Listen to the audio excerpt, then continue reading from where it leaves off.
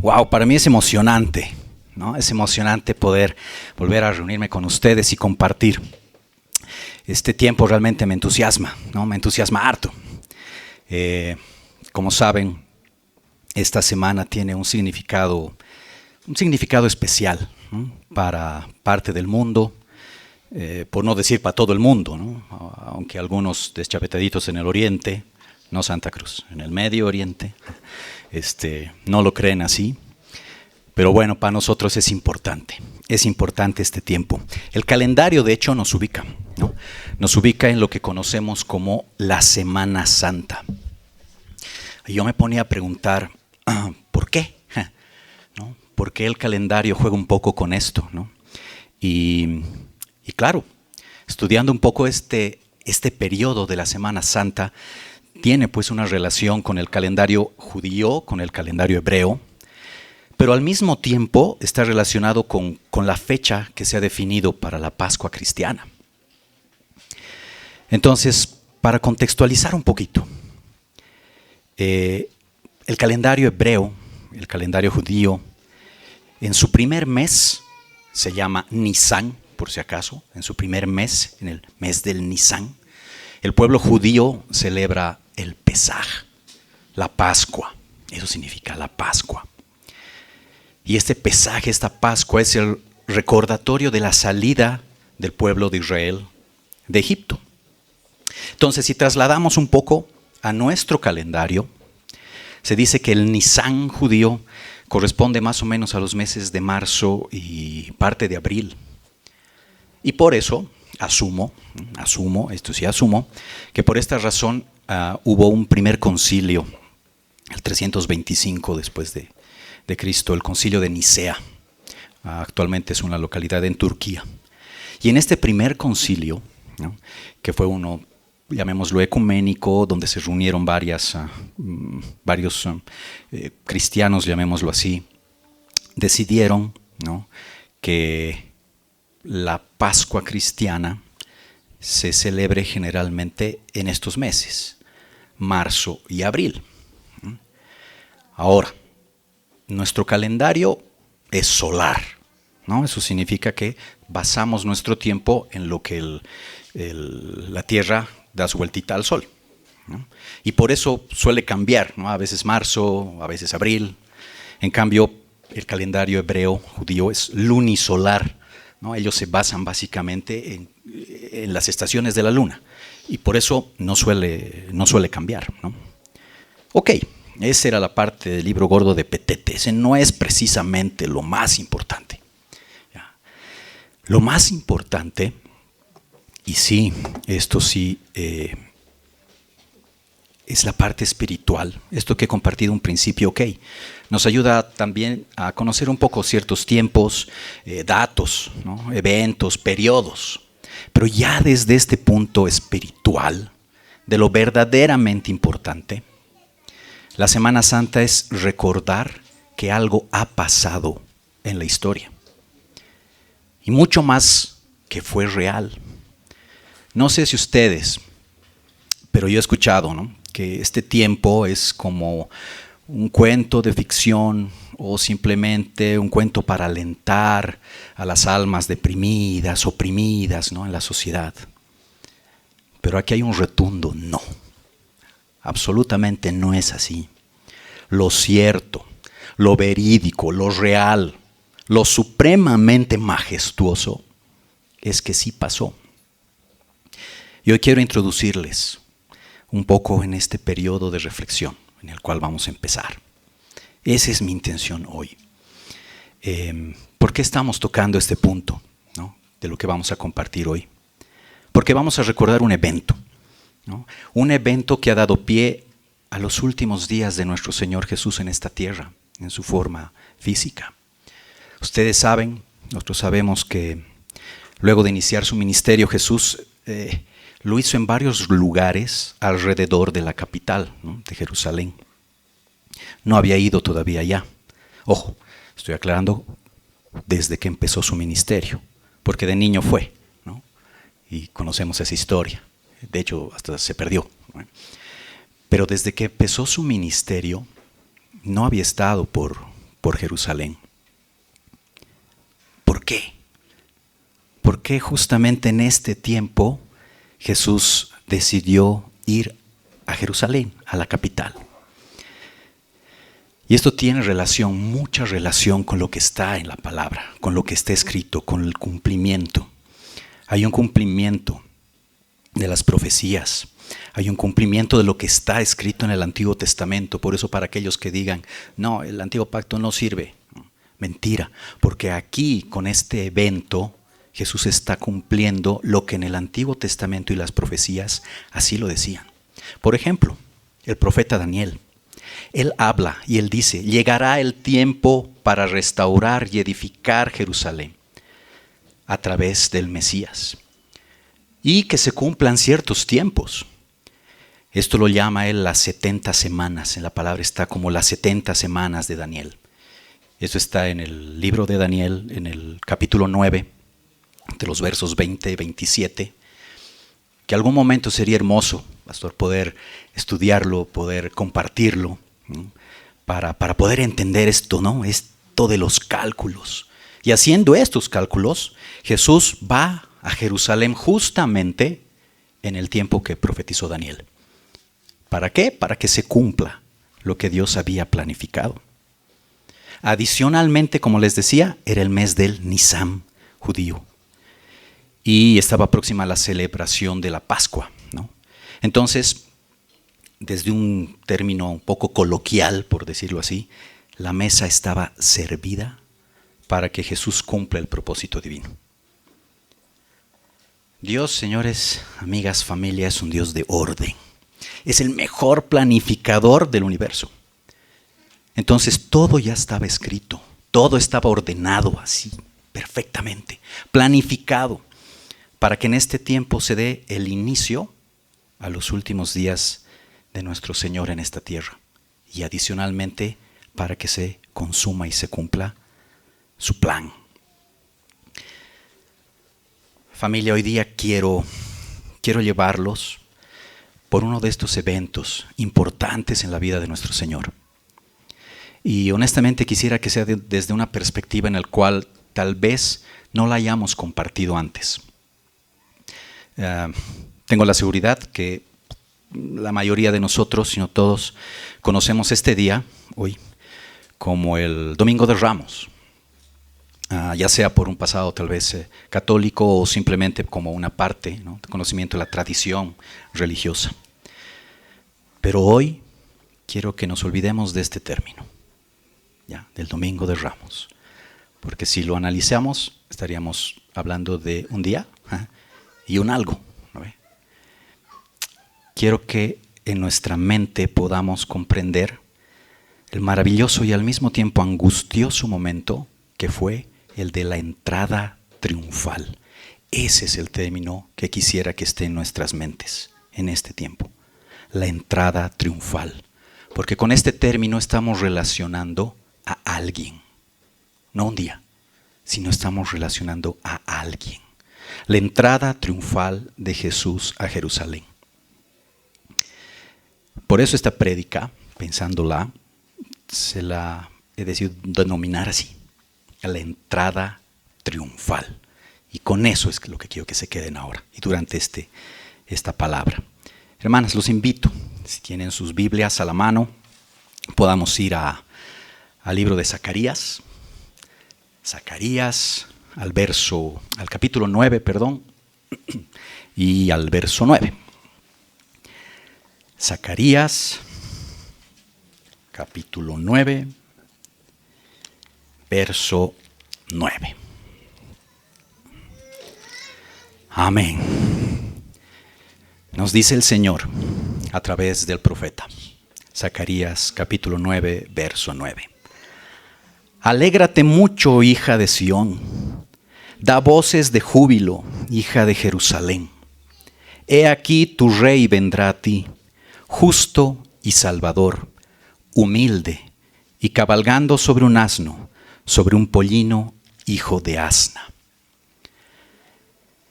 En este verso el profeta, inspirado por el Señor, nos está animando y entusiasmando, ¿no?, porque Algo maravilloso va a suceder. Un rey salvador está cerca. Sión acá es el término que utiliza para referirse a esa ciudad mesiánica que es precisamente Jerusalén. Y hoy quiero tomar esta porción de esta palabra. No porque vamos a obviar los evangelios, no, al contrario. No, los evangelios acá son sumamente importantes. Pero quiero utilizar esta porción de la palabra, ¿para qué? Para comprobar el cumplimiento de esta profecía sobre Jesús. Y los evangelios lo expresan. Alégrate mucho, hija de Sión, decía el profeta.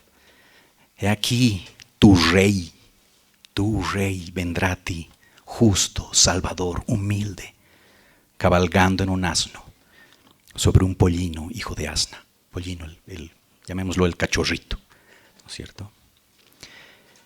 Y aquí necesito su ayuda, familia. Aquí sí necesito su ayuda. Quiero que puedan imaginar la escena, ¿ya? Conforme vayamos leyendo la palabra, conforme vayamos compartiéndola, no sé si de chiquitos o tal vez ya de adultos con sus hijos, sobrinos, nietos, etcétera, han visto ese dibujito animado, el superlibro. Si no lo han visto, es bien cool, ¿ya? Pero en este dibujito animado son dos niños, ¿no?, que viajan en el tiempo a conocer las historias de la Biblia, ¿no?, y comparten. Entonces, aquí necesito su ayuda. Quiero que, como en este dibujito, nosotros podamos viajar en el tiempo a ese momento, ¿ya?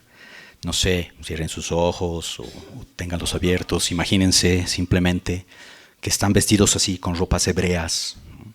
Imagínense estar ahí en ese momento, ¿no?, viéndolo, haciéndole un pasillo a Jesús, ¿no?, y no solo viéndolo, sino vitoreando su nombre. Entonces, durante todo este viajecito, les pido que vayan imaginándose, ¿ok? En Mateo 20, del verso 17 al verso 19, Jesús está ya en camino, ¿no?, camino a Jerusalén. Y les dice a los discípulos, y nos cuenta Mateo, cuando Jesús iba subiendo a Jerusalén, tomó aparte a los 12 discípulos, y por el camino les dijo, he aquí, subimos a Jerusalén, y el Hijo del Hombre será entregado a los principales sacerdotes y escribas. Y aquí Jesús pone un poco más de detalle, y les dice, y le condenarán a muerte, y le entregarán a los gentiles para burlarse de él, azotarle, crucificarle, y al tercer día resucitará. Ya antes Jesús ya había hablado, ¿no?, de su muerte. El evangelista nos comenta que es como la tercera vez, solo que esta tercera vez está siendo un poco más específico en el cómo. Y aquí quiero que se imaginen el momento de los discípulos, ¿no? Traten de tener empatía con ellos. Escucharon más de una vez esta predicción de la muerte, de la propia boca de Jesús. De hecho, esta tercera vez Jesús, al darles detalle del cómo, asumo que los discípulos tal vez han tenido un tiempo de, no sé, confusión, tal vez, tristeza, después un entusiasmo al ver multitudes acercándose, ¿no?, mientras iban subiendo. Entonces una montaña rusa así de emociones, ¿no?, fuertes. Entonces ahora les invito, ¿no?, a ir viajando en ese tiempo. Vamos a Mateo 21, verso 1 al 11. Y luego vamos a ir compartiendo de los otros evangelios también cómo se va complementando, ¿no?, cómo van complementando cada uno de ellos esta porción de la palabra. Mateo 21, del verso 1 al 11. Dice nuestro Señor: Cuando se acercaron a Jerusalén y vinieron a Betfagé, al monte de los Olivos, Jesús envió 2 discípulos, diciéndoles: Id a la aldea que está enfrente de vosotros, y luego hallaréis una asna atada y un pollino con ella. Desatadla y tráedmelos. Y si alguien os dijera algo, decid: el Señor lo necesita, y luego los enviará. Esto significa que lo devuelven después, si alguien se pregunta. Jesús nunca se presta algo sin no devolverlo, ¿no? Después se lo devuelve. Verso 4, continúa. Y dice, todo esto aconteció para que se cumpliese lo dicho por el profeta cuando dijo, decid a la hija de Sión, he aquí tu rey viene a ti, manso y sentado sobre un asna, sobre un pollino, hijo de animal de carga. ¿Se acuerdan? Zacarías. Cumplimiento. Y los discípulos fueron e hicieron como Jesús les mandó. Y dice que trajeron el asna, el pollino, pusieron sobre ellos sus mantos y él se sentó encima. Y la multitud, que era muy numerosa, vayan imaginándose, tendía sus mantos en el camino. Otros cortaban ramas de los árboles diciendo, Hosana al Hijo de David. Bendito el que viene en el nombre del Señor. Hosana en las alturas. Cuando entró él en Jerusalén, toda la ciudad se conmovió diciendo, ¿quién es este? Y la gente decía, este es Jesús, el profeta de Nazaret de Galilea. En la alabanza hoy día, todas las alabanzas tenían un destino, tenían un nombre. Jesús. Este es Jesús de Nazaret de Galilea. Ahora quiero que vayamos paseando. Vamos a ir paseando por los evangelios y vamos a ir viendo y complementando algunos de los aspectos y características que se señalan en los mismos. En Marcos 11, del 1 al 11, también la palabra la denomina la entrada triunfal. Fíjense, la propia palabra le pone un título, la entrada triunfal. Igual, Marcos en esto nos explica que toma 2 de sus discípulos, les da la instrucción que vayan a buscar al burrito, al pollino. Pero Marcos aquí pone algo clave también. Y él dice, en el cual ningún hombre ha montado. Ya, ok, check. En el cual ningún hombre ha montado. Ok, era un cachorrito, digamos, de burrito. Y aquí el evangelista nos dice y nos aclara que Jesús les dice, tráiganlo, pero ojo, ese es el que nadie lo ha montado antes. Después sigue la misma historia, ¿no? Que se monta, le ponen los mantos. Y después en la parte de la aclamación dice, Hosana, bendito el que viene en el nombre del Señor. Bendito el reino de nuestro padre David, que viene. Hosana en las alturas. Ok, acá hay otro punto, ¿no?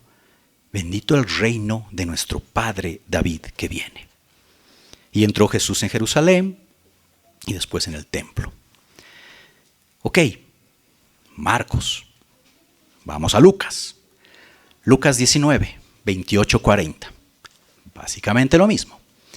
Da la instrucción a los 2 apóstoles. Lucas 19, del 28 al 40. Lo mismo, la misma historia de si alguien les dice que no, o sea, ¿para qué lo están desatando? Les dicen, el Señor me lo ha pedido. Ya en el verso 37 dice, cuando llegaban cerca a la bajada del monte de los olivos, toda la multitud de los discípulos, gozándose, comenzó a alabar a Dios a grandes voces. Acá, grábense estas palabras. Gozándose como a alabar, ¿no? Gozo y alabanza. Y esto es lo que está complementando nuestro evangelista Lucas. Dice, bendito el Rey, otro punto. Bendito el Rey que viene en el nombre del Señor. Paz en el cielo y gloria en las alturas. Si se dan cuenta en los anteriores evangelios, decía, bendito el reino de nuestro Señor Jesús. Hosana al Hijo del David. Y aquí en Lucas está diciendo, bendito el Rey. Y esto ha causado, ¿cómo se puede decir? Molestia a los fariseos que andaban por ahí. Y por eso Lucas aclara y nos dice en el verso 39, entonces algunos de los fariseos, de entre la multitud, o sea que había también curiositos por ahí, le dijeron, Maestro, reprende a tus discípulos. Y aquí Jesús dice uno de los versos más impresionantes de la palabra. Este es hermoso, porque claro, los fariseos decían, ¿cómo le van a decir rey a este? O sea, ¿qué les pasa? Dicen, Hosana, el hijo de David. Ya, tal vez sea descendiente por algún lado, pero ¿al rey? ¿Al rey? Bendito el rey que viene en el nombre del Señor. Oye, Jesús, reprende a tus discípulos. ¿Qué están diciendo? Y Jesús dice estas palabras. Él respondiendo les dijo, os digo que si estos callaran, las piedras clamarían. Un golpe bajo a los fariseos, pero así duro. Y como les decía en principio, vamos imaginándonos, ¿se imaginan? ¿No? Ustedes ahí en la esquinita, viendo lo que está entrando Jesús, wow, gritando igual y escuchando a los discípulos, ¿no? Hosana al rey. Aparecen los otros muchachos y le dicen, no, ¿cómo vas a decir eso? Y después verlo a Jesús que da la vuelta y los mira y les dice, si estos callan, las piedras hablarían. Ay, por Dios, qué lindo momento. Llega al tope, en el monte, y tiene la visión de la capital de Jerusalén. Y llora. La palabra dice que lloró sobre ella. Y esto tiene una razón. Él sabía lo que le iba a pasar después a Jerusalén. Sabía que el juicio le iba a llegar. Por todo el tiempo, por todo lo que ha pasado en el Antiguo Testamento y las historias que conocemos, de que se han alejado del Señor. Y llega este momento del cumplimiento de esta profecía, Él sabiendo lo que iba a pasar con Jerusalén después e incluso hasta ahora. Y llora, se conmueve, se pone triste. Entonces aquí tenemos puntos claves, ¿no? El pollino, aparte de él, que nadie lo había montado. Hosana al hijo de David, Hosana al rey. Y vamos a Juan 12, del 12 al 15. Básicamente es un poco la misma historia, solo que Juan condensa un poco. Y él dice en el verso 12, el siguiente día, ya cuando subían, grandes multitudes que habían venido a la fiesta. Grabémonos ahora este otro punto. A la fiesta había un motivo, había una razón, como les decía en principio. El pueblo judío estaba cerca a celebrar el Pesaj, la Pascua. Había fiesta, entonces había multitud. Y Juan lo recalca, ¿no? Grandes multitudes que habían venido a la fiesta al oír a Jesús, que Jesús venía a Jerusalén, tomaron ramas de palmera, muy parecidas a estas. Estas, por si acaso, son ramas de palmera. Y salieron a recibirle y clamaban, Hosana, bendito el que viene en el nombre del Señor. Y Juan repite, el Rey de Israel. Y Juan en esto también nos habla de la profecía. Dice, y halló Jesús un asnillo y montó sobre él como está escrito, no temas, hija de Sión, he aquí tu rey viene montado sobre un pollino de asna. Zacarías. Los evangelistas están retratando lo que ha acontecido ese día. Y no solo lo que ha acontecido, sino el cumplimiento de lo que estaba escrito. Y aquí hay muchas cosas, ¿no? Muchas cositas interesantes, características que podríamos irlas charlando, conociendo también.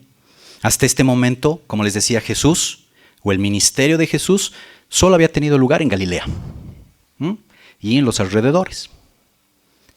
Pero ahora Jesús está en el mero centro del judaísmo, en la capital, donde estaba el templo y donde estaban las máximas autoridades. Entonces aquí se trataba de una visita oficial del Mesías a la capital de su reino. Por eso llora.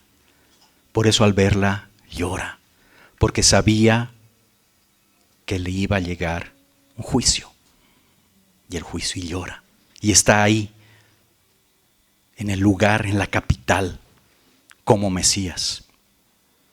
Y obvio, conocemos que esta presentación, llamémosla pública, No, pues no ha agradado a las autoridades judías. ¿Y por qué? Por muchas razones, tal vez, ¿no? Ellos sabemos que ven peligrar un poco su liderazgo, ¿no? Porque ya muchos le escuchaban a él, ¿no? Ya desde antes. Y por eso desde antes que llega a Jerusalén ya planificaban, ¿no? Ya estaban empezando a planificar qué hacemos con ¿no? Que tanto habla, ¿no? Y se ven afectados. Beneficios económicos, también lo vemos después. Los evangelios nos cuentan cuando Jesús entra al templo ¿no? y destruye las mesas y los riñe. Entonces, obviamente, ellos se ponen en una seria enemistad, ¿no? y oposición contra Jesús. Y van planificando hasta, todos sabemos, que lo crucifican. Una de las cosas, leyendo los evangelios, que más nos sorprende son las medidas que usa Jesús, ¿no? Para entrar y para atraer sobre todo las miradas de estas multitudes. Ahora obviamente sabemos que antes, cuando estaba por Galilea, Jesús no es que estaba solito, sí, siempre estaba rodeado de multitudes. Pero si se dan cuenta, en los evangelios nos muestran una y otra vez cómo Jesús intentaba evitar la publicidad, ¿no? De hecho aconsejaba, ¿no? Cuando sanó a alguien, le decía, ok, pero no digas, vete y no digas a nadie, ¿no? No quería que sea tan público. Es más, se retiraba con sus discípulos a orar, estaba en un lugar más privado. Y cuando quisieron hacerle rey, después cuando alimenta a los 5,000, y había un grupo, ¿no? que quería tomarlo para hacerlo rey, él agarra y se va, ¿no? Entonces no le gustaba, no quería esa publicidad. Entonces la pregunta es, ahora es diferente. ¿Por qué? ¿Por qué ha sido ese boom, ¿no? público de que lo vean?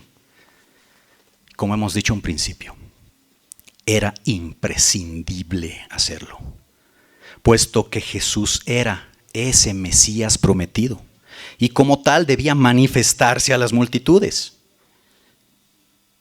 ¿Y dónde? En el lugar indicado, que tenía que ser Jerusalén. Profeta Daniel, profeta Jeremías, Jerusalén, la capital del reino. Y por eso, también en otra historia que cuentan los evangelios, Bartimeo, el cieguito, había reconocido eso y sabía. Por eso le dice a Jesús, hijo de David.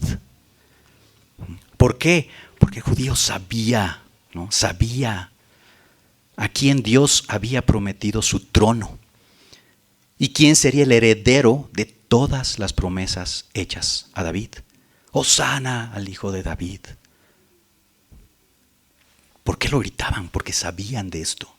Y porque sabían que tenía que cumplirse. Y Jesús sabía que tenía que cumplirse esto. Y por eso tenía que ser masivo.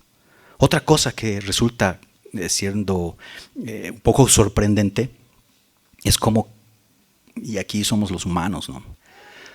Cómo cambia nuestras emociones. Una semana, las multitudes cambiaron drásticamente su opinión respecto a Jesús, ¿no?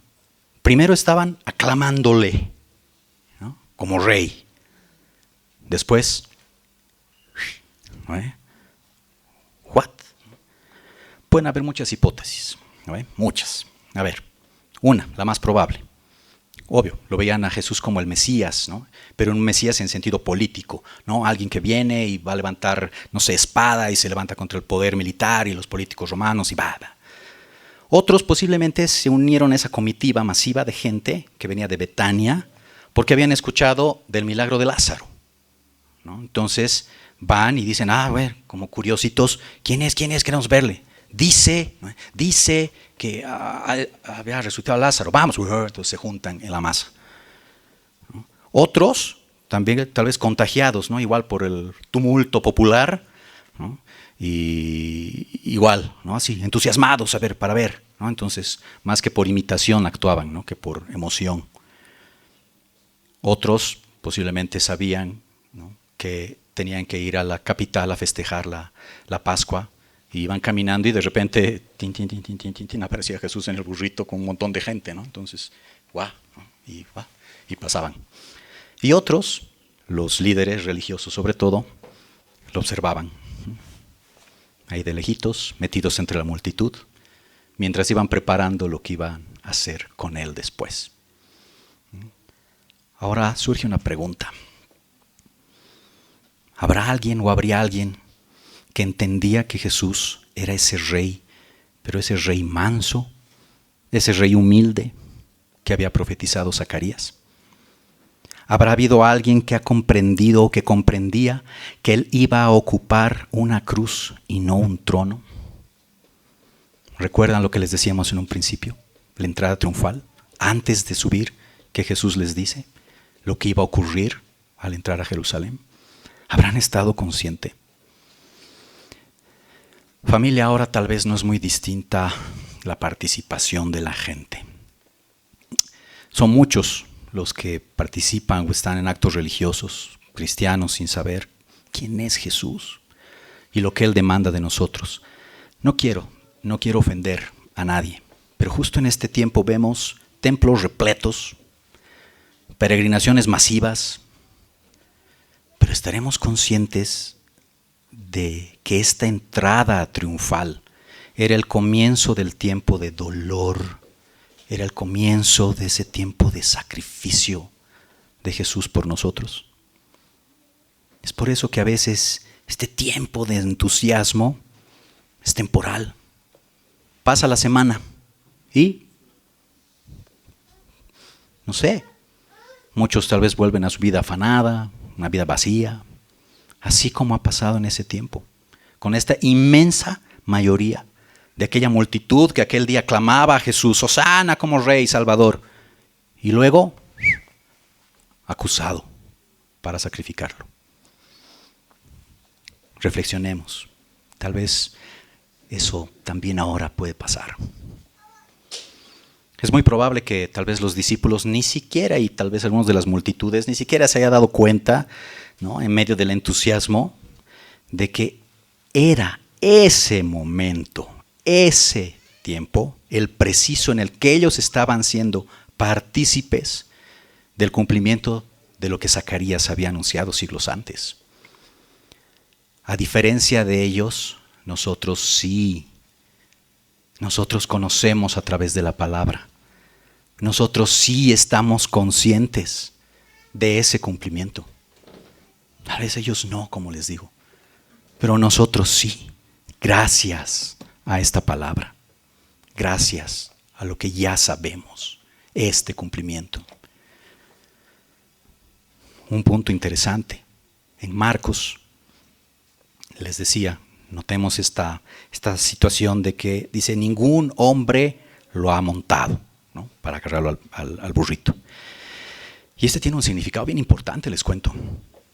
Para el judío, un animal dedicado a un propósito sagrado, así sagrado, no debía haberse usado antes para tareas cotidianas. Por lo tanto, esta situación que parece, ¿no?, de muy poca importancia, tiene mucha importancia, porque esto servía para resaltar que esta entrada triunfal de Jesús a Jerusalén se revestía de un carácter sagrado. Han usado un animal limpio que nadie más antes lo había montado. Entonces, wow, ahí está lo sagrado. Adicionalmente, este reconocimiento de Jesús como rey, como descendiente de David. Recuerden, ¿no? Hosana al hijo de David. En el primer libro de Reyes, en el capítulo 1, el verso 33, hay una historia bien interesante, bien bonita, cuando David proclama a su hijo Salomón como rey, ¿no? Y él pide a sacerdotes, a los profetas que estaban ahí, es más, hasta a su esposa, y les dice, tomen con ustedes a los funcionarios de la corte, monten a mi hijo Salomón en mi propia mula y bajen con él a Gijón. Así hicieron ellos. Entonces, este hecho simbólico de la entrada en un pollino, un asno, una mula, más la aclamación, como hijo de David, muestra que esta entrada triunfal de Jesús a Jerusalén es mucho más profunda de lo que conocíamos. David proclama a su hijo Salomón y les dice: móntenlo en mi mula. ¿Qué hace Jesús? Se monta en una mulita, en un burrito, y lo proclaman rey. Rey, hijo de David. El reino ha llegado. Entonces se dan cuenta que el subir es mucho más profundo. Otro aspecto interesante, y que tiene relación con el burrito también, y que lo resalta Zacarías, y que los evangelistas también lo mencionan. No solamente es la humildad de Jesús, aquí hay algo bien importante. Es el cumplimiento de otra profecía. Isaías 9:6. Porque un niño nos es nacido, hijo nos es dado, y el principado sobre su hombro. Escuchen esto: y se llamará su nombre admirable, consejero, Dios fuerte, Padre eterno, príncipe de paz. Jesús, nuevamente cumpliendo la profecía, para aquel que diga: no, ahí está la evidencia, ahí está la prueba de que es cierto, es real.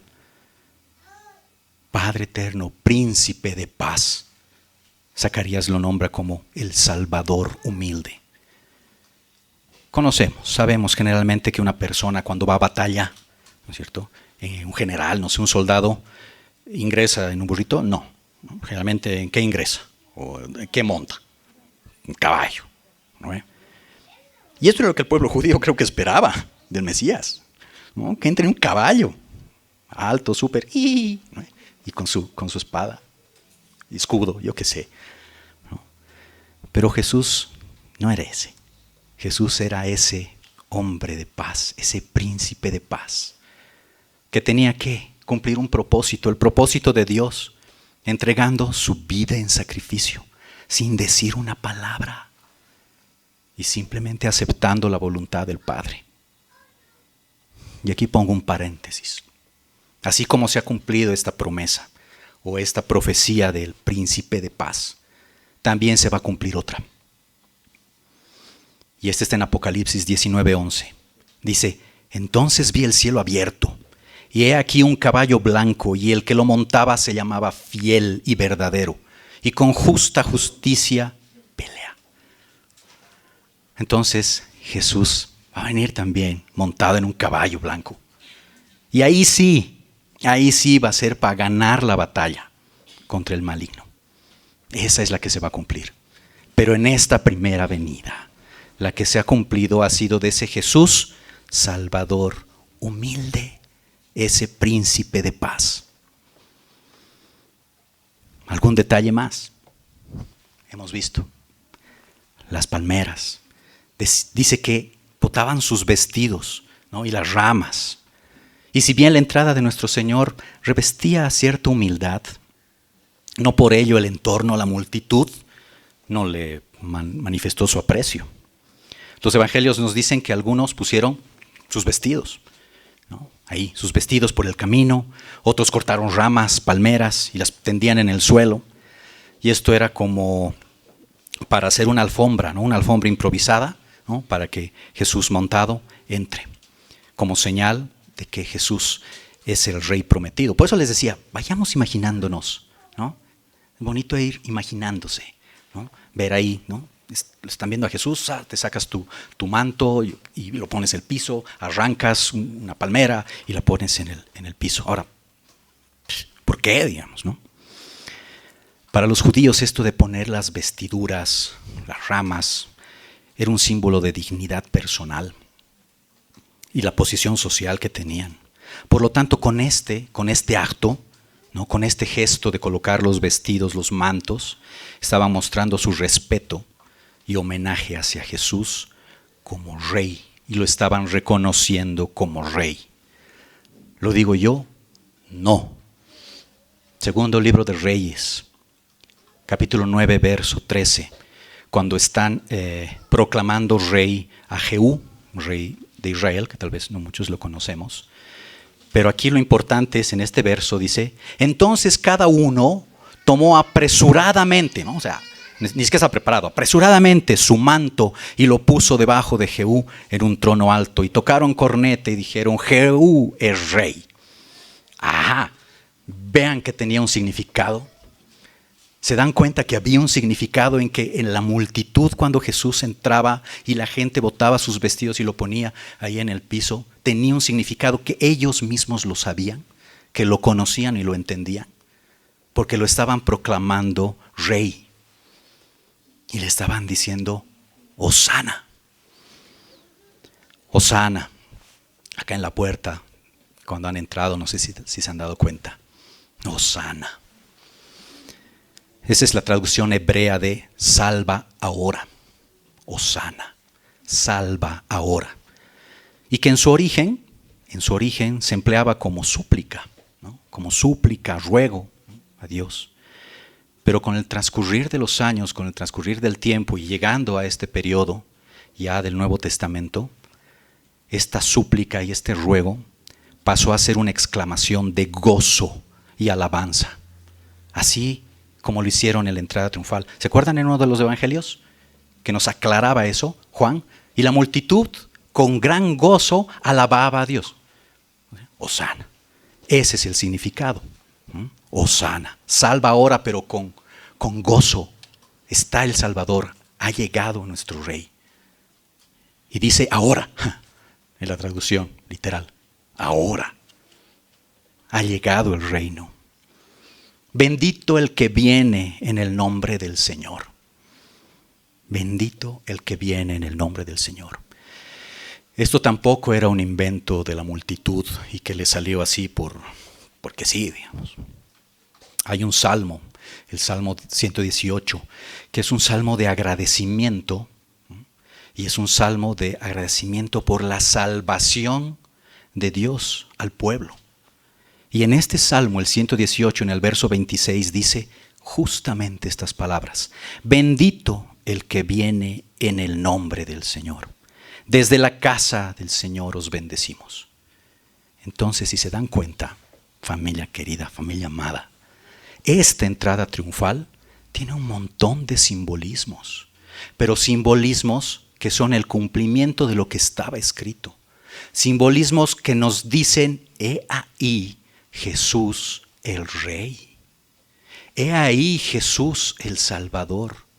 Y obviamente, he ahí Jesús el que se iba a sacrificar, el Cordero, esa Pascua. Entonces no es así nomás, ¿no?, una entradita y listo. No, es súper importante. Porque está cumpliendo lo que el Antiguo Testamento y los profetas, que también han escrito gracias a la revelación de Dios, había planificado. ¿Se dan cuenta la planificación y orden de Dios? Está perfecto, estaba tan perfectamente planificado que hasta el manto tenía su significado. Hasta eso. Cualquiera puede decir: no, o sea, poner un manto en el piso. No. Hasta eso tenía un significado. Tenía el significado de hacer de Jesús el Rey, el reconocimiento. Familia, hemos pasado de un tiempito, ¿no?, un paseo por el Antiguo Testamento para mostrar este cumplimiento de las profecías. Al mismo tiempo les pedía que me ayuden a viajar en el tiempo, ¿no?, para ser parte de esta entrada triunfal de nuestro Jesús, de nuestro Señor Jesucristo, contenida en los evangelios. Ahora la pregunta es: ¿qué nos toca? ¿Qué debemos hacer? ¿Quedarnos solo en este recuerdo de este día y mañana olvidarnos hasta el próximo año y llenar otra vez los templos? ¿Dejar que las piedras clamen, como lo dijo Jesús? ¿O debemos proclamar todos los días: Hosana, bendito el que viene en el nombre del Señor? Buscarlo en oración, entregando no solo nuestros vestidos, nuestras ramas, palmas, sino nuestra vida. Hermanos, hermanas, que este tiempo que vamos a estar recordando y reflexionando en esta obra de nuestro Señor, no se quede solo en 7 días. Que no seamos aquellos que un día proclamaron, vitorearon su nombre y a la semana lo estaban condenando y olvidando. Familia, que esta entrada triunfal también se refleje en una entrada triunfal aquí, en nuestros corazones, en nuestra mente, cada día. Y para aquellos que tal vez todavía no hayan tomado esa decisión de recibir al Señor, de permitirle que tenga esa entrada triunfal en su vida, ahora es el momento. Díganle: Señor, gracias. Señor Jesús, te reconozco como mi único Salvador, como ese príncipe de paz, como ese hombre que ha venido a cumplir las profecías y entregar su vida por amor a nosotros. Díganle: Señor, reconozco mi condición de pecador y reconozco lo que has hecho por mí, liberarme de ese pecado, quitarme esa carga molesta y pesada. Permítanle que pueda tener esa entrada triunfal en sus vidas y que la aclamación del Rey, de Hosana, de bendito, se quede no solamente en un periodo de nuestro calendario, sino se quede todos los días de nuestra vida. Quiero compartirles una alabanza. Ahí donde están. Pueden cerrar sus ojos, pueden pararse, pueden hacer lo que ustedes se imaginen, no importa. Pero imaginen este tiempo, imaginen ese momento. Vean a Jesús montado en el burrito, véanlo y díganle: Hosana, Hosana, con gozo y adoración. Y háblenle a Él, déjense llevar por el Espíritu Santo. Santo es el que vive, santo es el que reina, santo en las alturas, santo aquí en la tierra, santo en el pesebre, santo en el sepulcro, santa es su sangre derramada en la cruz. Santo es el que vive, santo es el que reina, santo en las alturas, santo aquí en la tierra, santo en el pesebre, santo en el sepulcro, santa es su sangre derramada en la cruz.